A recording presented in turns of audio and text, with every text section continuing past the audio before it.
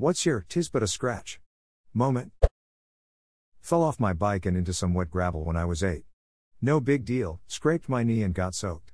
Played the rest of the day outside and came home for dinner. Went to use the bathroom, and when I pulled my jeans off I realized I wasn't soaked from the puddle, it was blood. I had sliced a huge gash in my knee, and when I pulled my pants down a flap of skin pulled away and it started bleeding again. My first stitches. Edit, lovely, my all-time top comment on Reddit is about a skin flap. Thanks a bunch. Whoops. Woo-ops, all stitches. By Kellogg's. Back in my baseball days, when I was pitching, I completely lost a pitch and it beamed a guy in the jaw. He throws his bat down, glares at me with the glariest of glares ever glared, spits out blood, then calmly runs to first base as though nothing happened. It was terrifyingly badass. Still better than spitting out blood after getting to third base. Dear God.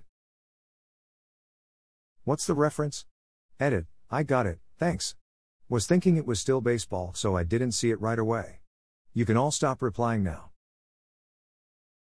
Going down on someone is third base. As a European, I find this fascinating. What's first and second base? And what's fourth base? Are there more bases? Sorry, we don't have baseball in my country. Baseball references for sex: first is kissing, second is hands under the clothes, third is oral, home base is penetration. Anal is fifth base, aka rushing the mound. Regret is sixth base, aka why the duck am I playing baseball? Where the duck am I supposed to put this bat when in not using it? I broke my neck on a huge shorebreak wave, and didn't want to leave the beach, so I continued swimming and playing volleyball until my friends noticed my neck was swelling up bigger than my head. Holy shit. Lucky you didn't paralyze yourself. Super lucky, I shattered and fractured 3 vertebrae and now have a metal plate spanning across 5. Feel great though 20 years later. I bet you're really popular with airport security. Lol, those types of implants don't usually set off metal detectors or other machines. Speaking from experience, my spine is fused to titanium rods from T2 to L6, edit, Mend L5 lol. Also, the reason I have these rods is due to severe idiopathic scoliosis. 110 degrees of curvature in 2 places causing an S-shaped curve. My doctor told me my spine could have collapsed without surgery, which would have led to paralysis and loss of organ function. E2, I do have a 6th lumbar vertebra due to a super rare abnormality, but the 6 above was a typo. Yeah, my father has a bunch of metal in his face after a helicopter crash when he was in the military in the 80s and 90s, and sometimes when they do the handheld scanners they catch the metal with the metal detectors or scanners, and they had been funny and awkward to explain. I've heard from him. Sounds like it would be kinda cool. Yeah, I'm half cyborg, got a problem with it? When I was very young I pulled a tablecloth and managed to dump a freshly boiled pot of tea all over myself. I get rushed to hospital. My skin is red and bubbling. I should be in floods of tears. Instead, I proudly point to my ruined skin and proclaim to the paramedic I did that. Over 30 years later and I still have some scars, but I am definitely no longer that hardcore. Instead, I proudly point to my ruined skin and proclaim to the paramedic I did that. This made me laugh. Yesterday when I got home from work, my wife was telling me how she took our 2-year-old son to the playground. She told me all sorts of things he did. I asked him if he had fun at the park, he said I fell on head. And started laughing. You should be careful about that. I also fell on my head once and look where I am. My mate in high school broke my nose in class and the teacher told me to be quiet. A guy I went to school with had an epileptic fit in our lesson. The teacher stood yelling at him for disrupting the class for a good 3 minutes before she realized and decided to get help. Edit spelling. Great teacher, especially since Re has a whole term on ethics and disabilities. What's Re? Religious education, but also goes into ethics and rights.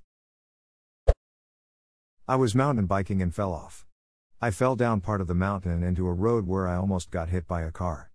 I got up quickly, thanked the driver for not killing me, and then got back on the bike. I knew the road would meet up with the trail I was on so I could meet up with my group who hasn't seen me fall. When I got to them, one of them looked at me and was like, "What happened?" I got off the bike, walked over whilst we waited for the others to catch up and just said I fell off. He then looked down at me and was like, "What the hell happened?" I'm like, "It's nothing. A few cuts and scratches on my hands and arms, my leg was bleeding from earlier and that was it." Then I looked down and realized I had scratched off half the skin on my leg from falling on the road. Basically a bad case of road burn. From all the adrenaline I hadn't even felt it. They called someone to come and get me from the mountains. I wasn't allowed to continue, and one of the other riders saw my leg and decided they wanted to stop too. I just went to a pharmacy, grabbed some wipes and bandages, then we got a drink whilst we waited for everyone else to finish. Skin is for the weak. Puncture wound? You mean new pocket? More room for Skittles. Taste the painbow.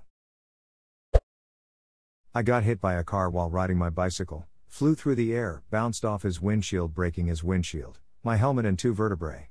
Then thrown to the ground where my kneecap shattered and bone was sticking out of the skin. And as I lay there in shock, unaware of how badly I was injured, I thought I might be able to get back on my bike and ride home. Shock is a hell of a drug. Edit, adrenaline, my bad. I was listening to a podcast today and heard about a guy who had been in a motorcycle accident, and as his helmet was bouncing all along the asphalt, he was composing a little song to the rhythm of his helmet bouncing. Turns out there's a scientific reason behind these unique experiences. Under normal conditions, your brain effectively discards large amounts of sensory information because it's not useful. When you're in danger, particularly something extreme like an accident, less of this information is thrown away and you start forming short-term memories at a drastically increased rate. This helps you become more acutely aware of your surroundings and better able to protect yourself, because you're processing more of the input given to you by your senses. Time is relative. If you think faster, then everything seems to be slower. Just as if you live longer, long period of time seems to be shorter. And interesting stuff. Edit, it was a podcast by Radiolab, episode Falling. I broke my toe running up the stairs and I ran back down the stair thinking I just stubbed it until my toe turned purple. I was a kid visiting family in West Virginia and was playing with some other kids, which somehow involved me being in a tree. I got a little cut on my hand and was inconsolable. Ran to the house for my mom to make it better. She put the smallest of band-aids on it. When I turned around and started walking out of the house, she started yelling and I was just looked at her like, "What?" There was a trail of blood coming from the back of my leg. Didn't even notice. If you can't see it, it doesn't hurt. Thanks to denial, I'm immortal. Edit, thanks for the award. Then blind people must be immortal. The blind revolution has started.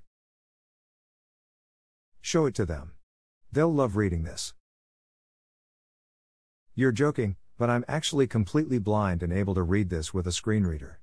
It's called NVDA, Non-Visual Desktop Access, if you want to look it up. Edit, wow, kinda cool to see so many replies. To the people calling bullshit, here is a picture of me with my eyes in them. I have retinal detachment, so you can clearly see I'm blind. It's the reason I wear sunglasses everywhere. Dropbox.com. Dear God, they're even more powerful than we thought. They're evolving.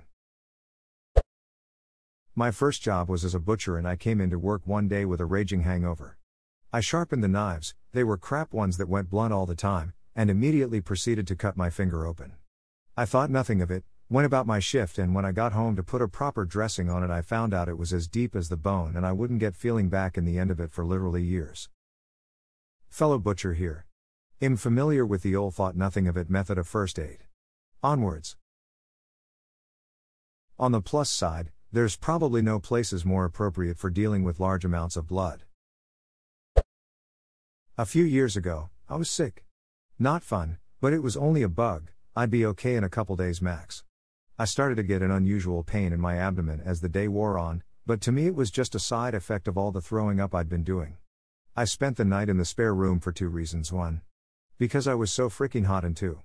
In case I needed to get up, I didn't disturb my partner who would be getting up early for work. I managed to get an okay night of sleep, with the vomiting having stopped. But I still felt shit. When my partner came to see me before he went to work, he asked how I was. I still felt terrible, but it was a tummy bug, I wasn't going to be instantly better. But that sharp pain was still there. On hearing that I still was in pain, he insisted on taking me to hospital. I didn't think it was at all necessary, but I was too exhausted to argue. When we got to the hospital, I made damn sure the person at the front desk knew I thought this was a waste of time. After a lot of prodding and questions about if I was pregnant, it turned out it was my appendix in the process of rupturing. I had a painful lump near my belly button. Doctor said it was a hernia and wouldn't require treatment unless the pain got much worse. Which it did, and I had a bright red hot to the touch rash across the area. Go see a surgeon who says yep, it's inflamed, I need to repair it. 30-minute outpatient procedure, easy. Nope. A surgical suture from my C-section hysterectomy 14 years earlier never dissolved, and had perforated my colon. Another few days I'd have been dead. 14 years later. That's terrifying. The surgeon was pretty shocked. Of course, my pregnancy was a tiz but a scratch thing as well. First months I thought I had a respiratory infection and the doc said I was swollen like the Michelin Man BC I was eating too much salt. Nope. I had perinatal cardiomyopathy and wound up in congestive heart failure. 19 years later we're both fine.